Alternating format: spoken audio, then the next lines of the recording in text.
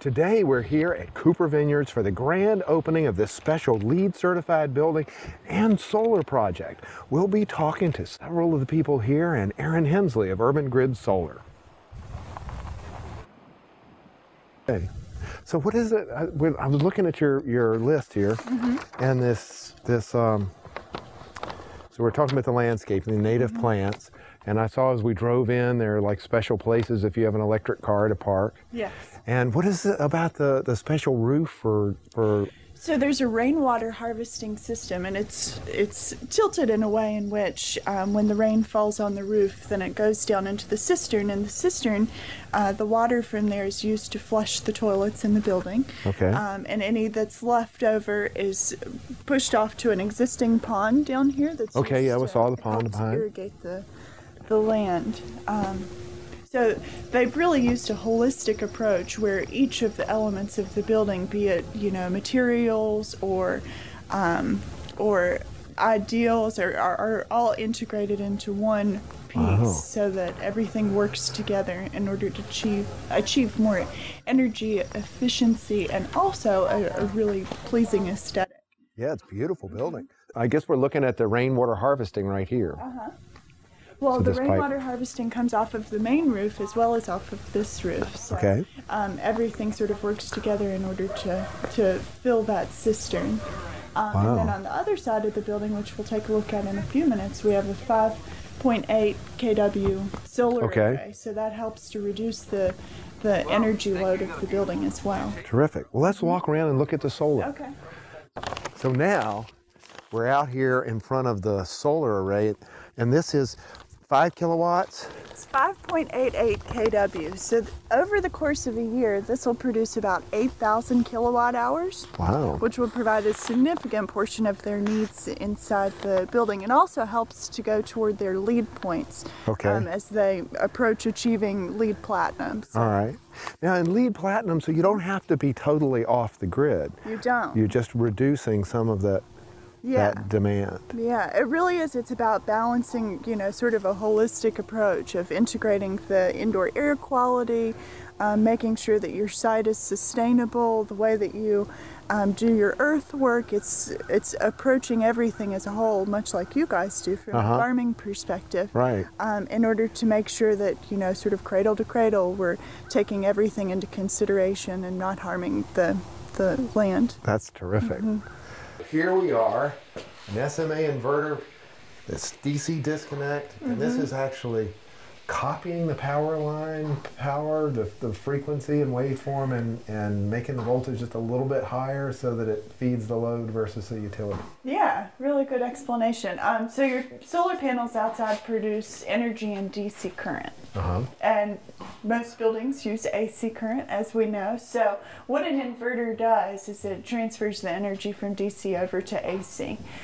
There's a disconnect on it, of course, so that if there's any disturbance in the line or if the power goes down, it senses that disturbance and shuts down, because you don't can't backfeed. Right, so you can't backfeed when line workers are out working on the lines in order to repair whatever has happened. So all of the inverters are designed to sense that disturbance, and it's a really important feature. There's also an external disconnect that's accessible to, the fire department or whoever needs it if it were to be pulled, but it's sort of redundant in reality, because this disconnect is sort of the first stop. Well, that's great. Now, so this is part of what makes the power company happy. It is. There's a fancy box that just will not send power back in their line, so they don't have to be worried about. Yeah. But it's also very, very necessary in order to, switch the energy over to what's usable in the home or in the building. So 20 years ago, they just had this DC, and they had to run everything like DC lights and DC I mean, motors and the great part about inverters these days also is that it's not uncommon, and most inverters range between 95 and 98% efficiency. Wow. So they've really, a lot better than a battery. Yeah, it's a lot better than a battery. When you're splitting some of the load off in order to make sure that you're providing a charge to those batteries, it decreases the efficiency of the whole system. So off-grid inverters are about 98% efficient. Micro inverters are really efficient addition, also, these also have a really long warranty. So this is 10 years. On the micro inverters, which is fairly new technology, that's about 15 years. Wow, these like the end phase that go right on each panel? Exactly, exactly. So the cool part about those is that, you know, these panels all sort of work as a team. So there's 2 strings and each of them operate together in order to produce power. But if you have a portion of one of the panels shaded, it weakens the whole string. So with microinverter technology, it makes each of the panels individual. Right. So if you do have a shady house or a shady building and you are, you know, that's your only place that you can put them, then it's a really nice alternative. How many panels were out there? There's 30 panels out there. So 2 strings of 15? 2 strings of 15. And are they 24 volt? 20 volt inverters? They are. So each string's going to be like 300 volts or something? Yeah. So it's pretty high voltage DC coming in. It's not like your regular 12 volt battery charger type. No, right, yeah. No, you definitely need a specific piece of equipment that's designed to... And now this inverter will also monitor all kinds of information, like when it made power and how much power. If you knock on it, it kind of comes on. It wakes up? Yeah. And then you can see as it filters through. But it shows you the lifetime kilowatt hour production. It shows you the current power production. It shows, you know, what sort of voltage you're using in the building, what sort of voltage you're using, you know, everywhere. So that's great. Yeah. Now, do you have a way to like tie this into your internet or Ethernet or something so you can see what's going on? For the SMA inverters, they have what's called a web box, and basically it's just a card that goes in the inverter, and then you run a Cat5 cable to you know, wherever you're. So even when you're in the Caribbean enjoying the benefits of the solar power, then you can see how your working. winery's doing. Exactly, exactly. That's great. So yeah, and then a lot of them have the online monitoring built in, like the N-phase inverters are, you know, their whole system is sort of designed around that. So you can that's get really on interesting. Like you can see this panel's making 100 watts and this one in the shade's making 9. Yeah. So with people that, you know, that are going to trim trees in order to make sure that their solar panel stays in the full sun, because you can't just think about it at year 5, you think about it at year 25 and where my tree's going to be then.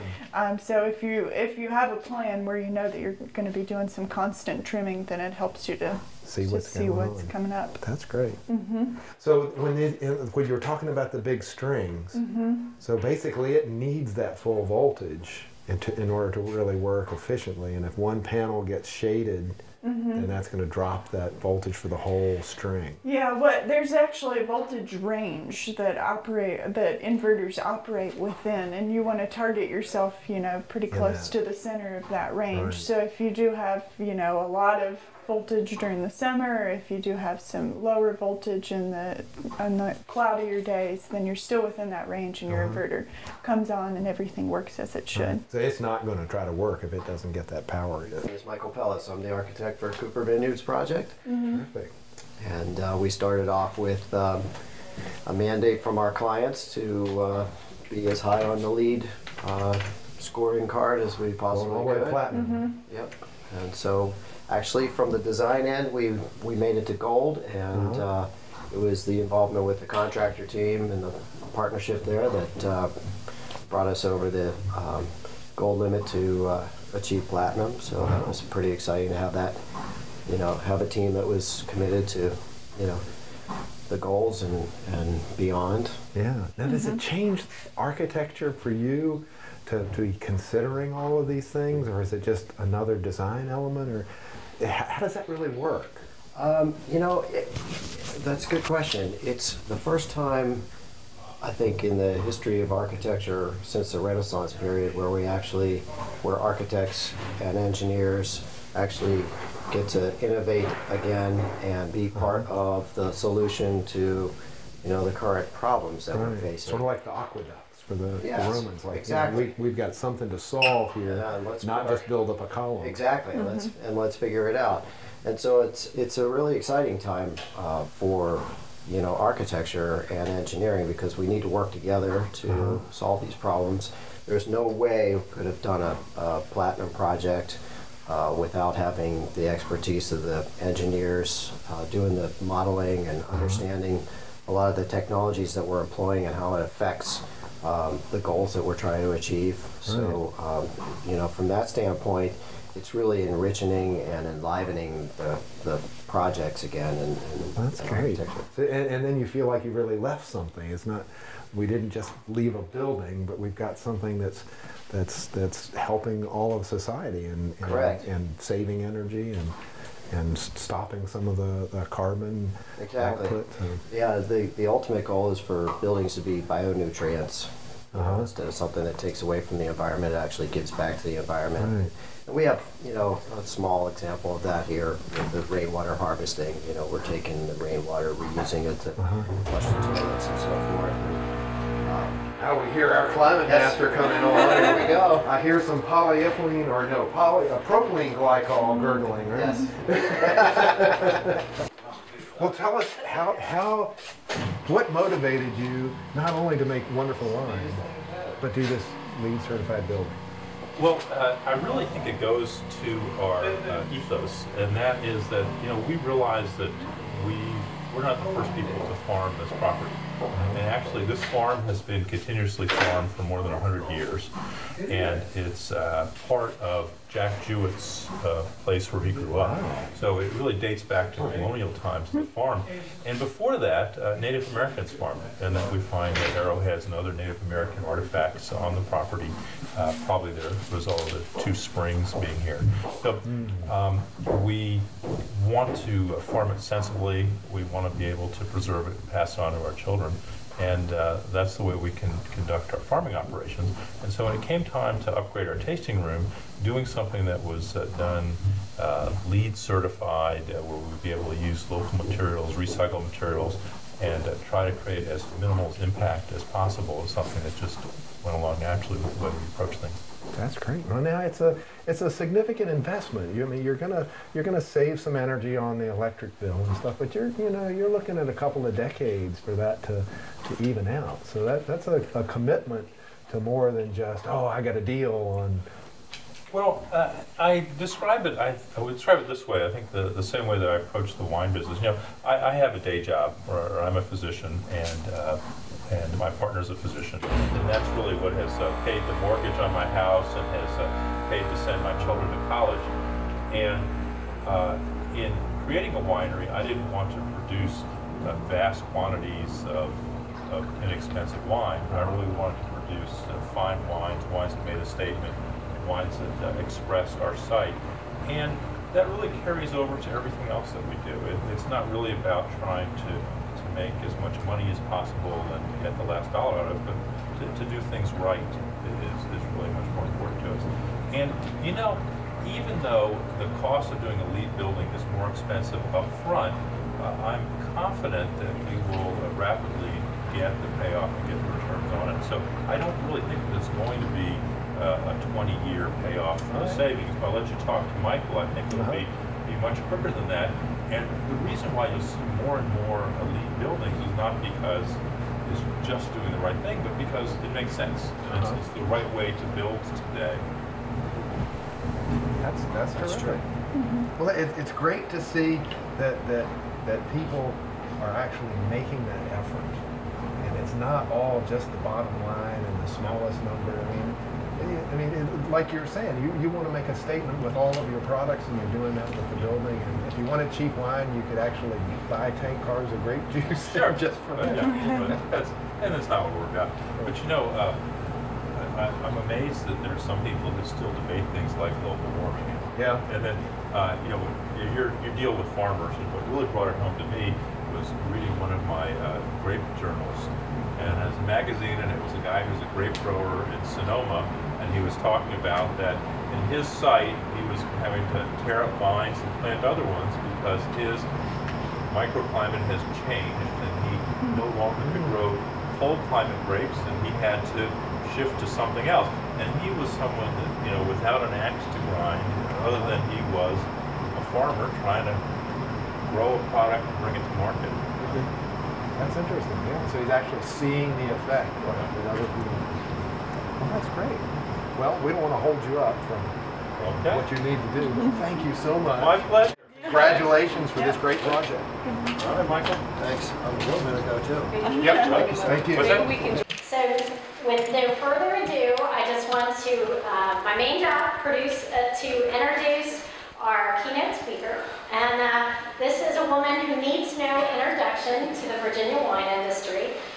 She has been a leader in promoting all sorts of things in the Commonwealth of Virginia.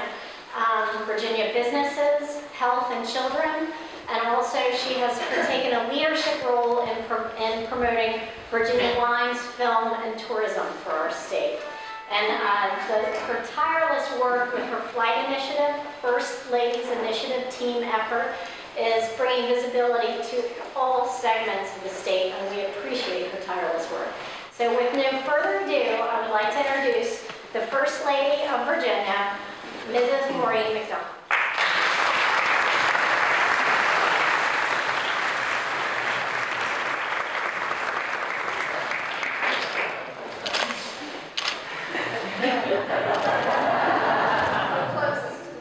Thank you, Annette. That was a very kind introduction. It's always fun to travel the state with Annette. And I am delighted to be here for such an exciting occasion. I didn't know they would give me such an elevated position to speak about. And as long as my double chin doesn't show. Now, some of you may know that a major focus area for me as First Lady is to support everything the governor is doing in the area of job creation and economic development. And as First Lady, I want to support all those efforts. So after some busy years promoting my husband all around the state of Virginia as he ran for governor, I had decided to cash in on some clout. I pulled rank, and I picked the economic development programs that I have a passion to see succeed. And it wasn't a tough decision at all. It was very easy for me to decide to become an advocate for the Virginia wine industry because I certainly enjoy a great glass of wine, and supporting Virginia's wine industry was a natural fit. So it is with great pleasure that I am here today to help opening the new tasting room for Cooper Vineyards. It is especially exciting since it is the first LEED certified tasting room in Virginia. Now I have to admit, when I heard the term LEED, it was something I was not familiar with before they asked me to be here today. But once I read about what LEED stands for, I was truly impressed. Energy and environmental design makes great sense. And I commend the owners, Jeff and Jackie Hogue, for their vision. Not only do you make award-winning wines, but you have a commitment to our environment, and that's huge for Virginia. We have so much to be proud of in the area in regard to our wine industry, and your steps towards energy efficiency and sustainable building design is just another reason that we can brag all about our Virginia wineries. I want to congratulate also the architect Michael Pellis and the general contractor Haley Builders for such exceptional work. This building is beautiful, agreed? And you and the entire team has so much to be proud of, and we're so delighted that we're sharing this with you. In closing, I thought I'd share something special with all of you.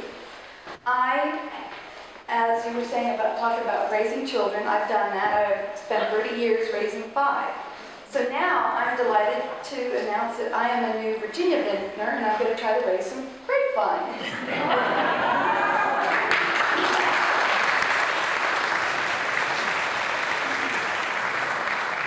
I was thrilled to hear that that's going to be easier than raising 5 children. So I doubled my grapevines. I have, a few weeks ago, and with the help of Secretary Todd Haymore, I planted the first ever grapevines at the Executive Mansion. We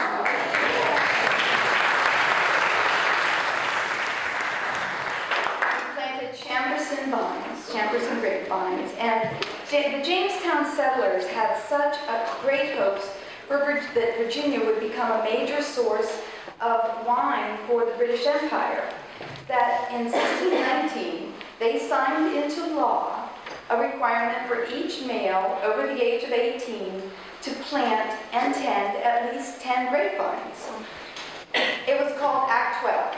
And so in honor of their commitment, by planting, I decided to honor their commitment by planting vines of my own at the executive mansion. So I planted 10 Champerson vines, but I was 400 years late. But I always follow the law. Anyway, my goal is to have fruit in 2 years. They're 2-year-old grapevines. And maybe I can share some with Cooper Vineyards. So now, if I could get Jackie and Jeff to join me, I have something for you. On behalf of the governor, I'd like to present a state flag that was flown over the Capitol in recognition of Cooper's Vineyards' grand opening.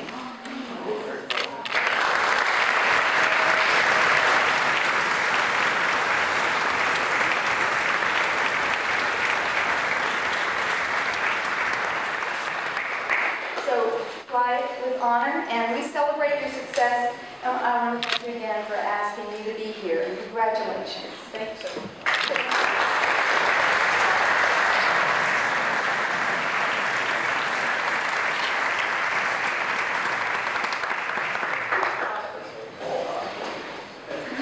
Thank you, Annette and First Lady McDonald, for your excellent remarks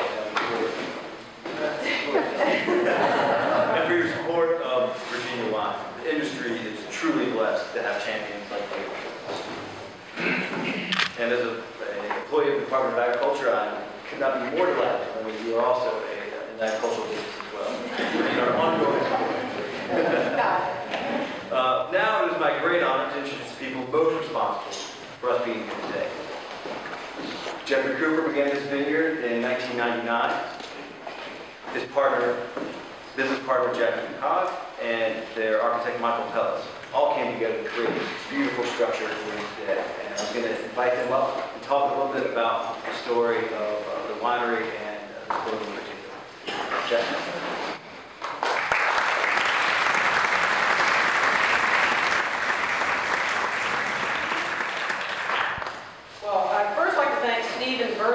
Of the Virginia Department of Agriculture and Consumer Services for his great assistance in planning this event, especially for some last-minute fixes that kind of saved the program today. Thank you, Stephen. And I'd also like to express our gratitude to Cooper Vineyards to Ms. McDonald for participating in our celebration today, and Ed Boyd and Mr. Gentry. Thank you so much for coming. And one more thing, we had our road, Route 605 was paved last week and repainted and added shoulders, and we think that's because of you.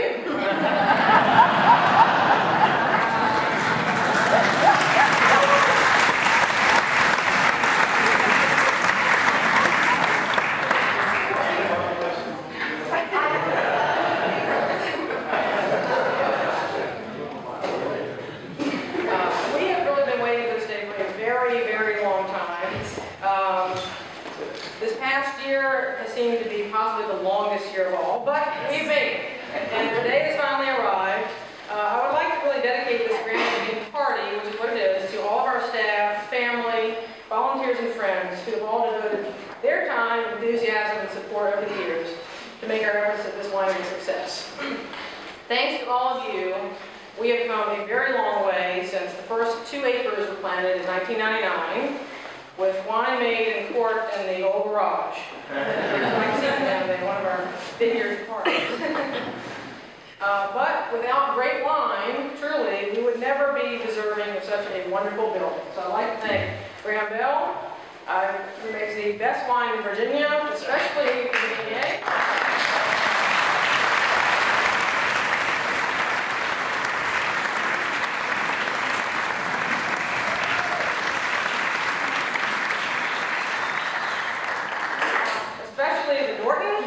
Especially the OJ, and now Sangria. Anyway, we wouldn't be here today without Graham. Thank you so much. And I also want to thank our vineyard manager, Michael Boone, for taking our vineyard to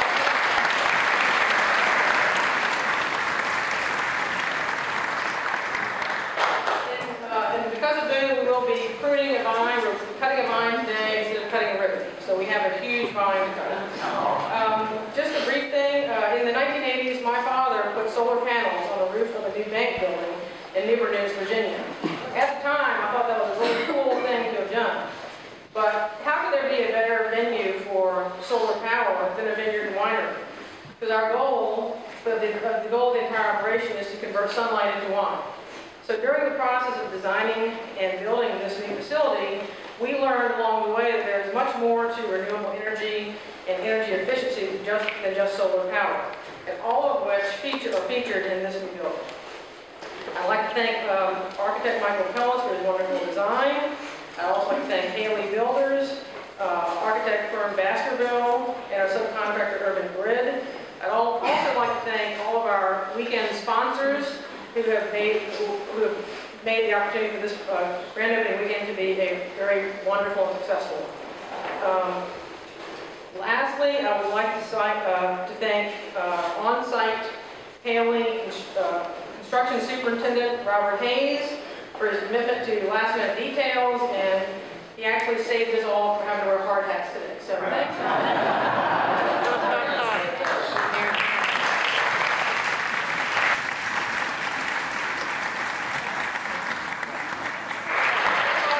Thank you all for being here. I really appreciate it. All right. Thanks. I'm Jeff Cooper, and the nice thing for me always about letting Jackie speak first is it leaves me that there's not too much left that I really have to say. So I just wanted to, I too had some thanks, and first I wanted to thank the wonderful people of Louisa County.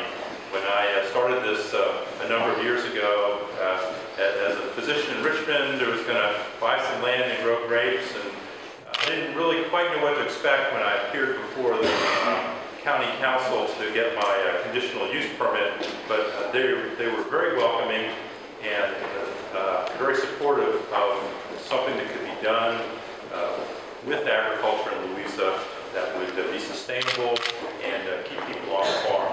And I really feel proud and honored to have been able to fulfill this dream of creating a vineyard and producing the wines that we produce. Virginia is my adopted home. I'm originally from Maryland, but I've lived in Richmond for more than 30 years now. Thank you, Commonwealth of Virginia, for bringing me in. And even though I'm not a native Virginian, my children are.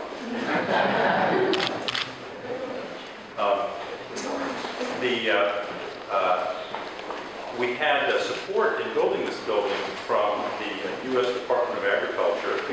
We told them about our project, and with the energy efficiency and what we were trying to do as an agricultural and farm-based project, we were able to secure some USDA grant funds, which truly made this project possible. I think securing those funds was able to show our bank partner, First Citizens, that we really could pull this off. So thank you for First Citizens for lending us the money, and we promise to pay that.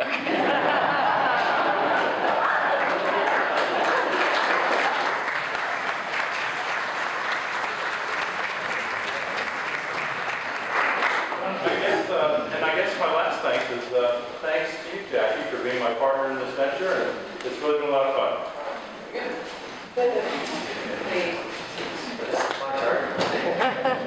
Hi everybody, I'm Michael Pellis, the architect. What's that? No. Thank you, First Lady, for coming out and dedicating this. Your kind words and your support is fantastic. It's amazing to actually, this was the birthplace of America, and it's wonderful to still be leading by example in the birthplace of America here in Virginia, having a LEED Platinum facility. I would like to say that it's LEED Platinum once we finally finalize all the criteria. It's not official yet. So I kept this out of trouble. I would like to thank Jeff and Jackie for their commitment, their trust, and their collaboration, and Baskerville for their efforts on the engineering and architectural side, and the team effort there, Haley Builders and Urban Grid. And we mentioned Robert Hayes before, and he's kind of standing over there by the doorway. He owes a great deal, well, I owe him tirelessly working for 12 months on this place. So I owe him a big round of applause for it.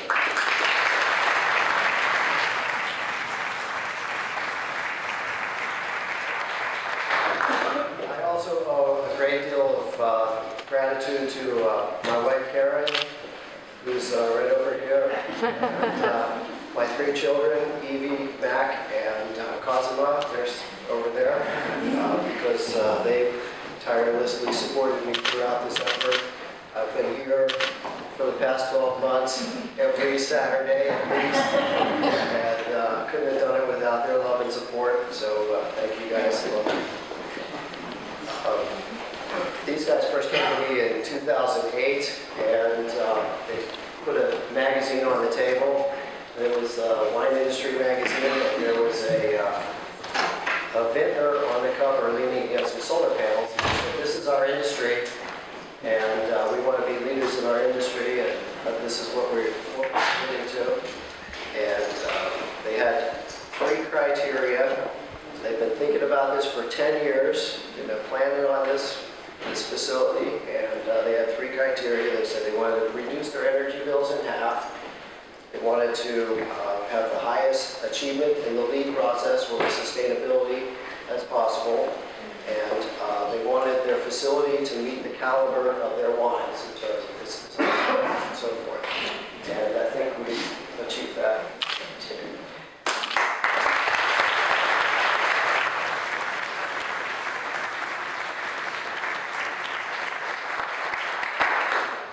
I'm going to go through a couple of details and then I'm going to get out of here. You know, the LEED process was designed early on to incentivize businesses to move back to the city centers. So it was originated to help office buildings kind of incentivize them to do something instead of the urban sprawl, to incentivize them to come back to the city. So we were challenged right away by using the LEED criteria being out in rural development, because we lost a lot of the points that we could have gotten if we were in the city center, all the connectivity pieces. So we had to work extra hard at all the other pieces in order to make this work. So we had a strong commitment to the strong commitment on the energy side. So we've achieved all of the points on the energy side through the various pieces and parts that have gone into the building. First of all, the envelope of this building is a unique envelope. It's not filled out of sticks like normal. There's no studs in the walls. It's a panel system, which is a thick piece of insulation, rigid insulation. It's got plywood on both sides of it, and that's the structure. And there's another piece that slides in between, which is called a spline. So there aren't any pieces of wood going in this direction. And that's so that the energy that's in the building stays within the building. It doesn't get pushed through those sticks. That's also in the ceiling as well. We coupled that with, so that brought our energy efficiency way down. And then we were able to also employ a geothermal system, which means instead of having those big condenser units outside of the building, blowing fans, we're taking the heat or the cool out of the ground. We have a series of pipes that are running through the parking lot out here, which is a continuous loop, and it's either taking heat out of the building. Today I think it's taking heat out of the building. Too much technical detail, but we also have on the renewable energy side, so the geothermal contributes to the renewable energy side. The solar panels outside actually have contributed, they contribute about 17% of our anticipated energy loads here, which we achieved about 3 points on the renewable energy side for that. I would like to also speak to the USDA grants because that did help make this project happen. And Winnie Canop is here, and Maria Tucker is here as well from the USDA. Winnie Canop wrote 2 grants for this project that were awarded, and I think there was a competition of, I'm not sure exactly how many, but there were only 3 grants awarded in the state of Virginia, and we captured 2 of them. So kudos to Winnie Canop. She was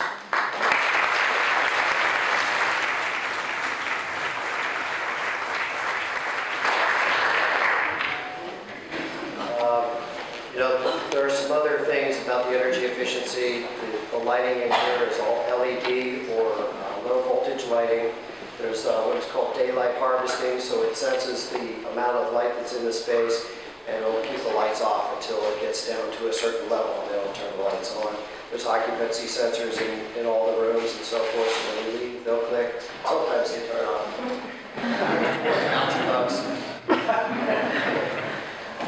All of these things have been thrown into the energy model. The energy model says we're 47% more efficient than a standard building. We think it's going to perform even higher than that, but we'll find out in about a year's time after we've been living in it. This is all about collaboration, though. Something like this cannot be done by one individual or a couple individuals. Everyone across the team has to be committed to this, and it really has been a true collaboration. When the design team was done, we anticipated we were going to achieve gold. We didn't think that we had enough credits to get to platinum, but when the contractors got on board, they were committed to getting us to platinum, and it's because of the commitment of the contractor team that we're able to say that we will be achieving platinum. They went above and beyond. We were anticipating that we were going to divert from the landfills construction waste of 75%. We are now over 95%. That was using Vanderlinde out of Charlottesville. Great outfit.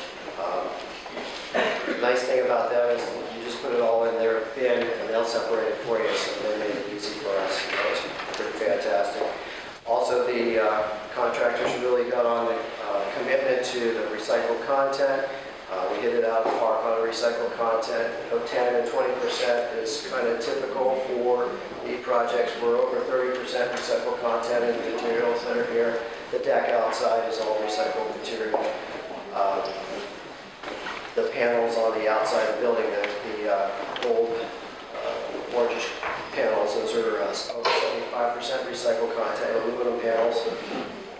We also got over 40% on regional materials. The stone that you see here is from Luck Stone. It was locally quarried.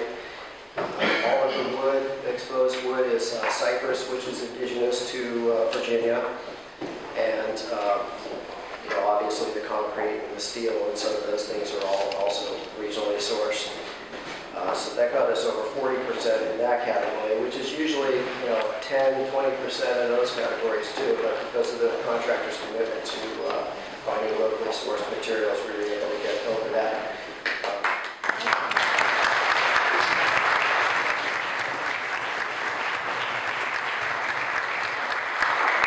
And then also the indoor air quality. They talk about that a lot, and there are no VOCs used in the paints and the adhesives and so forth.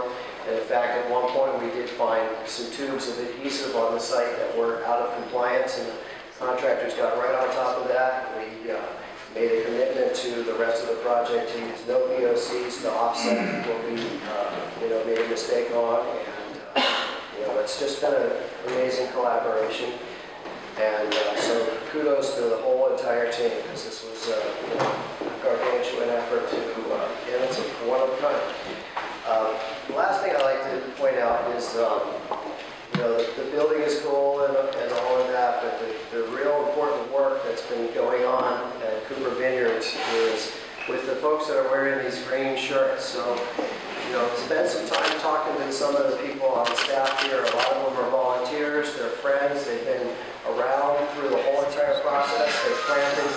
They planted the grapes by hand over the years. They do whatever needs to be done, and there's some great stories in these folks. So I hope you get a chance to talk to them as well. And thank you for coming out here.